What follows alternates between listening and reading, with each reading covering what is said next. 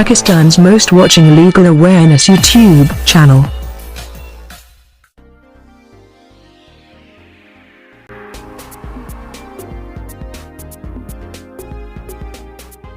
Bismillahirrahmanirrahim. Alhamdulillahi Rabbil Alameen. Assalamu alaikum friends and viewers. I hope all are fine. This is Mubashir Iqbal Chauhan, Advocate High Court and Legal Lecturer. Series of legal lectures के अंदर हमारा आज का subject most important है। हमने एक नए subject को अपने इस लीगल सीरीज़ का हिस्सा बनाया है, अपने लेक्चर्स की सीरीज़ का हिस्सा बनाया है और इसके ऊपर बहुत ज़्यादा ना सिर्फ रिक्वेस्ट आ चुकी थी बल्कि बहुत ज़्यादा इसके ऊपर कॉल मैसेजेस भी आ चुके थे कि sir CPC civil procedural code को भी स्टार्ट करवाएं। CPC 1908 सिविल प्रोसीजरल कोड, इसके अंदर वो तमाम लॉज हैं जो सिविल लॉ से डील करते हैं। जैसे CRPC हमने पढ़ा, PPC पढ़ा, वो क्रिमिनल से डील करता है। CPC अपने आप के अंदर एक प्रोसीजर भी है, अपने आप के अंदर एक रेमेडी भी है और तमाम सिविल लॉज के जो दावाजात हैं, जो काज ऑफ एक्शंस हैं, सब्जेक्ट मैटर्स हैं, उनको डिफ़ाइन करता है। उनकी इंस्टीट्यूशन से लेकर उनके जजमेंट तक के तमाम तरीक़ेकार एप्लीकेशंस, तमाम जो इसके अंदर हैं वो CPC ही डिफ़ाइन करता है और यही हमें बताता है। तो CPC को हमने अपनी लीगल सीरीज़ का हिस्सा बनाया, एक नया सब्जेक्ट हमने स्टार्ट किया है। इससे पहले हमारे जो CRPC लॉ ऑफ एविडेंस और बहुत से सब्जेक्ट्स की जो लेक्चर्स है वो अपलोड हो चुके हैं, ऑलमोस्ट वो कंप्लीट भी हो चुके हैं।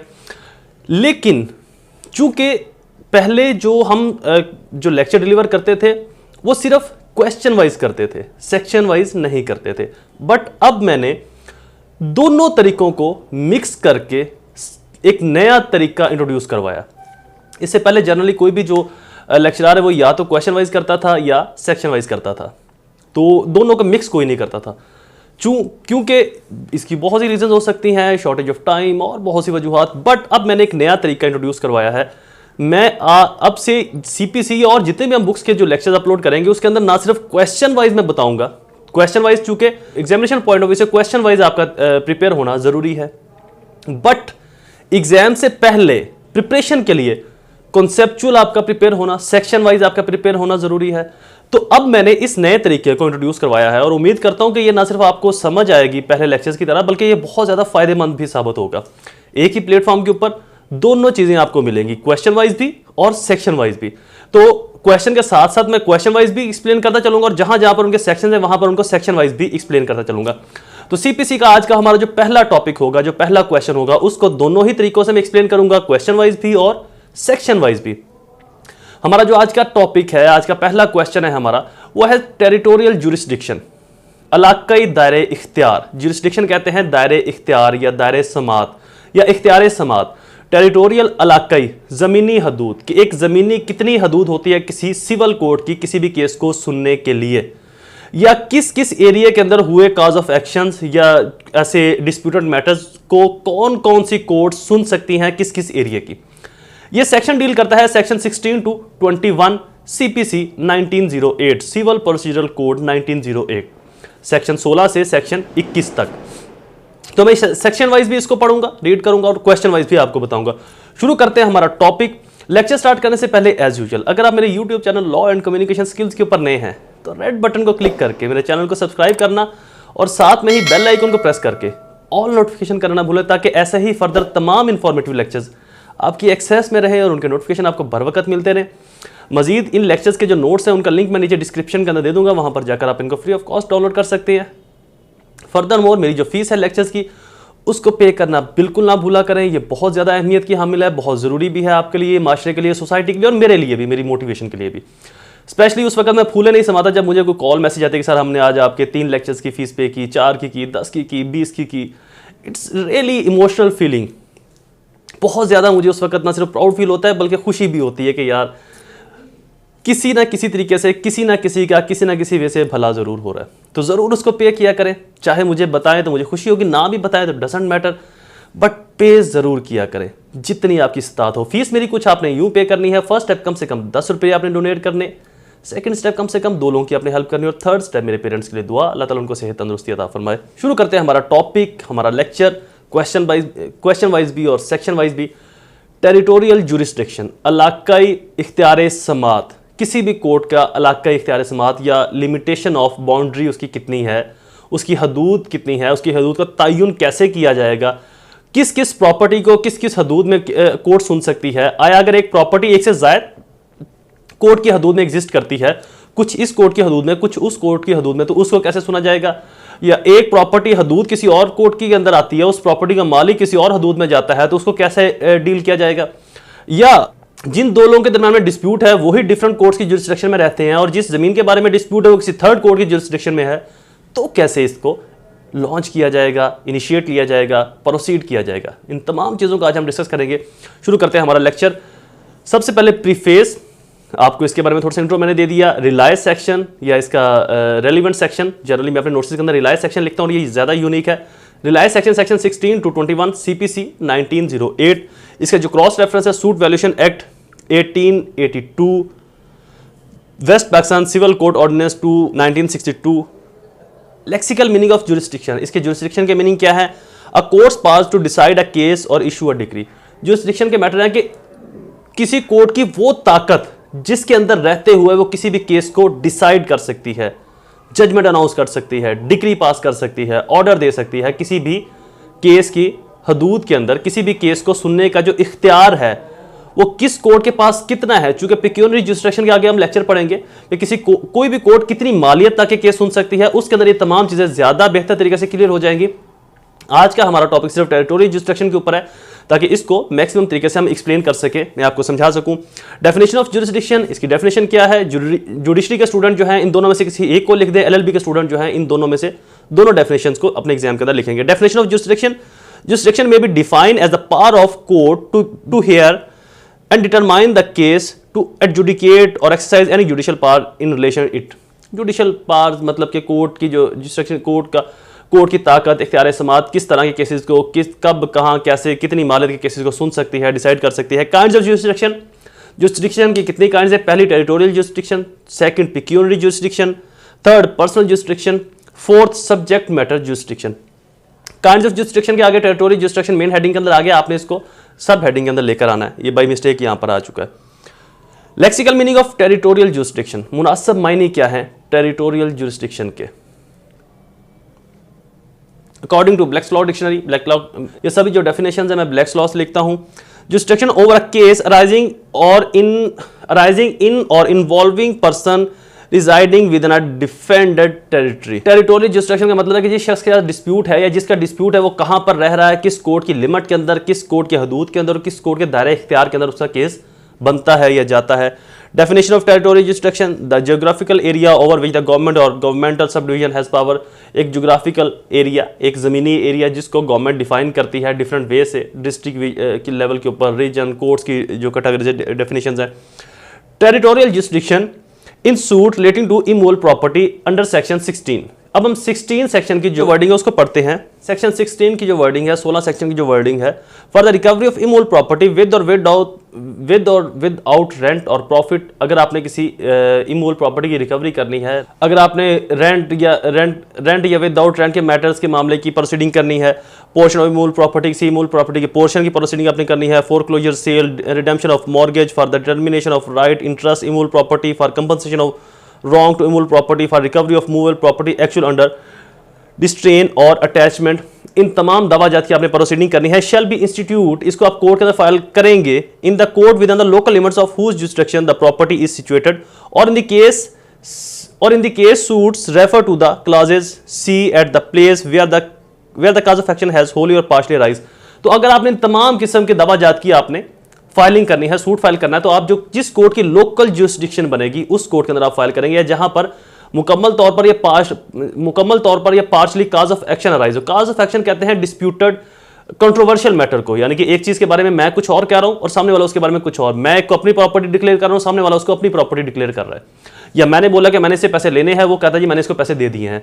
तो लेने और दे दिए के अंदर जहां पर तजाद आ जाएगा वो काज ऑफ एक्शन बनेगा, मतलब कि जो दावा मुकदमा बनाने की वजह बने, जिस वजह से मुकदमा की बन रहा है, मुकदमा किया जा रहा है, that is called cause of action. Next heading पर चलते हैं, territorial jurisdiction with respect to suits involving immovable property situated in the different areas. अगर एक इमूवेबल प्रॉपर्टी डिफरेंट एरियाज के अंदर सिचुएटेड है तो उसकी दावाजात का जो प्रोसीडिंग है, उसके दावाजात की जो तरीकेकार है, इनिशिएटिव है, वो कैसे लिया जाएगा, किस तरह से फाइल किया जाएगा। सेक्शन 17 की वर्डिंग को पढ़ लेते हैं फिर इस क्वेश्चन के ऊपर। सेक्शन 17 कहता है where a suit to obtain relief respecting or compensation for a wrong to immovable property situated within the jurisdiction of different court, the suit may be instituted in any court within the local limits of whose jurisdiction any portion of the property is situated. अगर एक property, एक matter एक से ज्यादा court की jurisdiction में है, मतलब कि एक प्रॉपर्टी का 1/3 एक कोर्ट में है, 1 एक में, 1 एक में, तो तीनों कोर्ट के पास दायरे इख्तियार होगा, इख्तियार समाअत होगा उस केस को सुनने का। वो तीनों कोर्ट जो है उस जिस कोर्ट से भी पहले रजू किया जाएगा वो उनके बयानात को रिकॉर्ड करने की, केस को रिकॉर्ड करने की पाबंद होंगी और तीनों कोर्ट ही उस केस को सुन सकती हैं, उसकी हियरिंग कर सकती हैं, provided that in respect of the value of subject matter of the suit the entire claim is cognizable bye such court. देखना सिर्फ ये होगा कि जिन तीनों कोर्ट्स की जुरिस्डिक्शन में वो मैटर आ रहा है, सब्जेक्ट मैटर डील कर रहा है, उनके दायरे इख्तियार के अंदर वो मामला, वो डिस्प्यूटेड मैटर उनके दायरे इख्तियार में आ रहा है, तो अगर उसकी सूट की वैल्यू डिटरमाइन की जाएगी, ये डिटरमाइन होती है पिक्यूनरी जुरिस्डिक्शन में कि एक कोर्ट के पास कितना है। फॉर एग्जांपल एक कोर्ट है थर्ड क्लास सिविल कोर्ट है, उसके पास सपोज कर लेते हैं 10 रुपए तक के केस को सुनने का इख्तियार है, सेकंड क्लास के पास 20 और फर्स्ट क्लास के पास 30 रुपए के केस को सुनने तक का इख्तियार समाअत है। ये पिक्यूनरी जुरिस्डिक्शन को हम डिटेल से डिस्कस करेंगे जब इसका लेक्चर आएगा। अभी एग्जांपल के तौर पर समझा रहा हूं। तो तीनों कोर्ट्स की जो है ना जुरिस्डिक्शन के अंदर ये मामला आता है, वो जो प्रॉपर्टी इन तीनों कोर्ट्स की जुरिस्डिक्शन में है। अब देखना यह है कि प्रॉपर्टी है 18 रुपए की, तो ये 18 रुपए की कोर्ट किसके लिए ज्यादा रिलायबल है, किसके लिए ज्यादा मौजू है? तो डेफिनेटली ये जिसकी दायरा इख्तियार 20 रुपए की हद तक आता है कोर्ट का, उस कोर्ट के अंदर इस केस को फाइल किया जा सकता है, या फर्स्ट क्लास सिविल कोर्ट के अंदर भी इसको फाइल किया जा सकता है। तो सब्जेक्ट मैटर की वैल्यू को देखना जरूरी है कि उसकी वैल्यू का जो इख्तियार समाअत है, कॉग्निजेंस है, वो क्या कोर्ट ले सकती है, वो तीनों कोर्ट्स ले सकती है या नहीं। इनके अलावा जो कोर्ट्स वो कॉग्निजेंस ले सकती है, दायरा इख्तियार रखती है, उसके ऊपर कॉग्निजेंस लेने का इख्तियार रखती है, वो उस केस को सुन सकती है, उस केस को फर्दर प्रोसीड कर सकती है। Institution of suit where local limit of jurisdiction of the court are certain. Institute of suit case file करना where local limits of jurisdiction of certain, जहां पर लोकल लिमिट्स कोर्ट की यकीनी हो। The court shall record the statement. Section 18 के तहत जो court है वहां पर रिकॉर्ड करेगी स्टेटमेंट। नेक्स्ट हेडिंग के ऊपर चलते हैं, सेक्शन 18 के ऊपर। Place of institution of suit where local limits of jurisdiction of court are uncertain, जहां पर गैर यकीनी जुरिस्डिक्शन हो, गैर मुकर्रर जुरिस्डिक्शन हो, पता ही ना हो कोर्ट को कि ये मेरी बनती भी है या नहीं बनती। जनरली इस तरह अब तो ये मैटर नहीं है, बहुत पुराने मामला थे, तब जब हदूद बनती होती थी तो कोई ऐसी जमीन जो किसी दोनों हदूद के कॉर्नर के ऊपर आ जाए तो किसकी जुरिस्डिक्शन बनेगी, राइट की, लेफ्ट की, पहले की, दूसरे की। तो ये बहुत पुराने मैटर्स थे। अब तो बहुत हद तक जो है ना मॉडर्निज्म आ गई है, मामला डेवलप हो गया, टेरिटोरियल जुरिस्डिक्शन बहुत ज्यादा डेवलप हो चुकी है, बड़ी डिफाइन क्लैरिटी के साथ डिफाइन हो चुकी है। तो अब इस तरह के इश्यूज बहुत कम अराइज होते हैं, बट होते हैं बहुत कम। Where it is alleged to the uncertain within the local limits of the jurisdiction of which of two or more court are immovable properties situated, any one of those courts may it satisfied there is ground for the alleged uncertainty record a statement to that effect and thereupon proceed to entertain and dispose of any suit relating to the property, and its decree in the suit shall have the same effect as if the property were situated within the local limit of the jurisdiction। जहां पर एक property दो courts की हदूद में आए और गैर यकीनी हो कि किसकी हदूद में आ रही, दोनों में से जो भी कोर्ट चाहे उसको उसकी स्टेटमेंट को रिकॉर्ड कर सकती है। जिस कोर्ट से पहले रजू किया जाए वो कोर्ट उस स्टेटमेंट को रिकॉर्ड कर सकती है, उस केस को प्रोसीड कर सकती है, provided that the suit is one with respect to which court is competent as regard the nature and value. Same वही बात के वैल्यू के हिसाब से जो कोर्ट ज्यादा कंपिटेंट होगी पहले उससे रजू किया जाएगा। यानी कि एक सीनियर कोर्ट है 20 रुपए तक के केस को सुन सकती है, एक जूनियर है 10 रुपए तक के केस को सुन सकती है। तो जो सब्जेक्ट मैटर है वो है 15 रुपए का, तो बेहतर रिलायबल है 20 रुपए वाली कोर्ट के पास। यानी कि अगर दोनों कोर्ट की सेम जुरिस्डिक्शन बनती है सेम मैटर के ऊपर, या एक जो सब्जेक्ट मैटर है, जो डिस्प्यूटेड मैटर है, वो दोनों कोर्ट को बराबर लगता है, तयन वो जगह है कि किसके पास फाइल किया जाए। तो ऐसी सूरत में उसके सब्जेक्ट मैटर के हिसाब से जो कोर्ट ज्यादा रीजनेबल होगी, उस केस के ग्राउंड्स के अंदर जो कोर्ट ज्यादा वैलिड होगी, उस कोर्ट के अंदर इस केस को जो है वो स्टार्ट किया जाएगा, इनिशिएट किया जाएगा। नेक्स्ट हेडिंग के ऊपर चलते हैं जी, territorial jurisdiction with respect to suit involving torts commit against person or movable property। Section 19 की वर्डिंग को पढ़ लेते हैं। where a suit is compensation for wrong done to the person or movable property if the wrong was done within the local limits of the jurisdiction of one court and the defendant resides or carry on business or personally work for gain within the local limits of the jurisdiction of another court, the suit may be instituted at the option of the plaintiff in either of the said। अगर movable property है, मतलब एक शख्स दूसरे का हरकत करने वाली प्रॉपर्टी है, या कोई टॉर्ट कमिट हुआ है किसी शख्स के साथ, और जिस शख्स ने किया है जो डिफेंडेड है वो किसी और जगह का है या किसी और जगह पर बिजनेस कर रहा है या किसी और जगह से वो जॉब कर रहा है, बेनिफिट्स ले रहा है, तो ये डिपेंड करेगा प्लेंटिफ के ऊपर कि जहां पर उसके लिए मौजू हो, मुनासिब हो, वहां पर इस केस को फाइल कर सकता है, चाहे तो उस कोर्ट के अंदर जो पहली जहां पर कॉज ऑफ एक्शन अराइज हुआ है या उस कोर्ट के ऊपर जहां पर सब्जेक्ट मैटर है, जहां पर वो डिफेंडेड रहता है, जॉब करता है, बिजनेस करता है, परमानेंटली या टेम्पोरेरी। नेक्स्ट हेडिंग के ऊपर चलते हैं जी, territory jurisdiction when defended resident in jurisdiction in different areas. For example, या तो डिफेंडेंट एक से जायद है जो एक से जायद जगहों के ऊपर रह रहे हैं, या डिफेंडेंट एक है लेकिन उसका जो प्लेस ऑफ बिजनेस है, उसका जो पर्पस है वो एक से जायद जगहों के ऊपर है, यानी कि जहां पर कॉज ऑफ एक्शन अराइज हुआ, डिफेंडेंट वहां पर जॉब करता है, रहता किसी और एरिया में है, सोता किसी और एरिया में है, जाता किसी और एरिया में। तो ऐसी सिचुएशन के अंदर, ऐसी सूरत हाल के अंदर डिपेंड करता है, जैसे कि हमने इससे पहले सेक्शन में बताया कि जहां पर कॉज ऑफ एक्शन अराइज हुआ है और जिस कोर्ट की वो लोकल जुरिसडिक्शन बनती है, या तो एक से जायद डिफेंडेड हो जहां पर एक डिस्प्यूट मैटर है, एक प्लेंटिफ है, डिफेंडेड एक से जायद है जो प्रॉपर्टी को अपना क्लेम कर रहे हैं, प्लेंटिफ अपना क्लेम कर रहा है, तो वो डिफरेंट जगहों के ऊपर रह रहे हैं। तो जहां पर लोकल जुरिसडिक्शन बनती है उस कॉज ऑफ एक्शन की, उस बनाए दावा की, उस मुकदमे की, उस कोर्ट के अंदर इस केस को आगे फर्दर प्रोसीड किया जाएगा। नेक्स्ट हेडिंग पे चलते हैं जी, objection to territorial jurisdiction of the court, section 21। Objection of jurisdiction, objection कहते हैं जो एतराज, मैं एक चीज को क्लेम कर रहा हूं, सामने वाला शख्स उसकी ऑपोजिट क्लेम कर रहा है, तो दरअसल ये एक सेटल्ड जजमेंट भी है ऑनरेबल सुप्रीम कोर्ट की तरफ से कि ऑब्जेक्शन अर्लियर स्टेज के ऊपर ही अराइज किया जा सकता है, ऑब्जेक्शन स्टार्ट पर ही लिया जा सकता है। आप ये नहीं है कि मैंने एक जो है वो एक केस फाइल किया, सामने वाला जो इंसान है वो इनिशियली उसके ऊपर ऑब्जेक्शन नहीं लेता है, अपीलेंट स्टेज के ऊपर, रिवीजन के ऊपर या जब केस खत्म होने वाला है वहां पर वो ऑब्जेक्शन राइज कर दे, तो it is not applicable. Objection initial stage के ऊपर लिया जाएगा और एज सुन एज लिया जाएगा, और जैसे ही किसी ने किसी फैक्ट को, जैसे ही किस पार्टी ने किसी फैक्ट को एक्सप्लेन किया तो इमीडिएटली उसके ऊपर काउंटर ऑब्जेक्शन राइज किया जाएगा, अदरवाइज ऑब्जेक्शन का जो राइट है वो खत्म कर दिया जाएगा।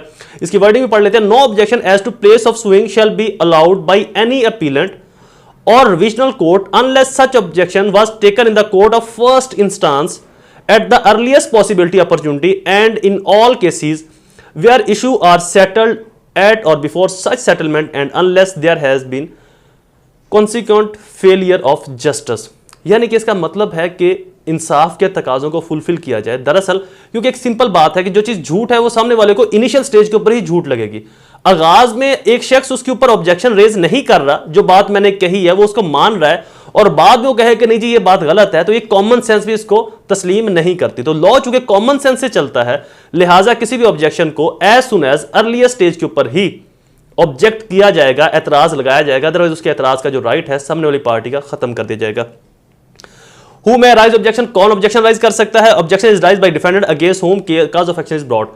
ऑब्जेक्शन जो है ये जनरली डिफेंडेड राइज करता है, बट अगर डिफेंडेड को इल्जाम लगाए ड्यूरिंग केस प्रोसीडिंग तो प्लेंटिफ भी ऑब्जेक्शन राइज कर सकता है। इट डज नॉट मीन कि ये इख्तियार सिर्फ प्लेंटिफ के पास है, ये इख्तियार दोनों पार्टीज के पास है। जब भी किसी बात को, किसी फैक्ट को डिनाई करना है तो एज सुन एज उसके ऊपर ऑब्जेक्शन राइज किया जाएगा।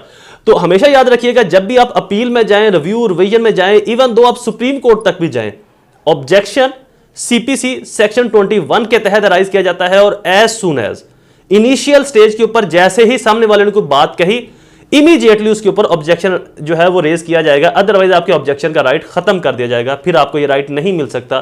फिर ये नहीं कि आप अपील में या रिव्यू रिवीजन में जाकर ऑब्जेक्शन का राइट ले सकते हैं, नेवर एवर। नेक्स्ट हेडिंग है जी, preclude marks, question is complete. I hope ये लेक्चर आपके लिए फायदेमंद साबित हुआ होगा, और अभी तक भी अगर आप मुझे सुन रहे हैं तो आपकी हिम्मत, ज़ौक और शौक की दाद देनी पड़ेगी। और अगर इतना सुन लिया तो वीडियो को शेयर करना ना भूलें अपने तमाम हल्का अहबाब के अंदर, सोशल नेटवर्क्स के अंदर, अपने दोस्तों के साथ, अजीज़ व अक़ारब के अंदर, अपने कोलीग्स के अंदर। दोबारा हाजिर होंगे एक नई सीरीज में, एक नए लेक्चर्स के साथ। तब तक मुझे अपनी दुआओं में जरूर याद रखें। अल्लाह ताला आप सबका हामी और नासिर हो। वस्सलाम।